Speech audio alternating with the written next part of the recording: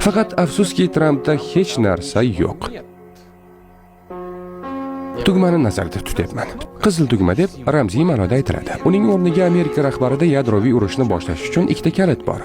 Hujum rejasi sharafiga koptok zarbasi ingliz tilida futbol deb nomlangan qora charm sumkadagi chamadon va ikkinchi kalit inglizcha biskvit deb aytiladigan kodli karta, chunki ochilganda pechenyega o'xshab qirsillaydi. Doim prezidentning ortidan olib yuriladigan chamadonda o'quv qo'llanmasiga o'xshash narsa bor. Bilmasvoylar uchun yadroviy urush. Unda ehtimoliy nishonlar, ssenariylar, hujumlar va bunkerlar ro'yxati keltirilgan. Qonunga ko'ra AQSh prezidentiga hech kim yadro qurolidan foydalanishga to'sqinlik qila olmaydi. U xohlasa bitta, xohlasa mingta raketani tashlash huquqiga ega. Tramp yana 3 hafta prezident bo'lib qoladi va deylik, u biroz sho'xlik qilgisi keldi. Buning uchun shaxsan o'zi yoki xavfsiz aloqa kanali orqali Pentagon zobiti unga maxfiy kodni aytadi. Tramp esa unga javoban pechenyedagi kodni o'qiydi. Shunda Pentagon ishga tushish kodlarini dengiz osti kemalari ekipajlari va raketachilarga yuboradi. Bariga 5 daqiqadan kamroq vaqt ketadi. 5 daqiqa va hamma narsa tosh asriga qaytadi.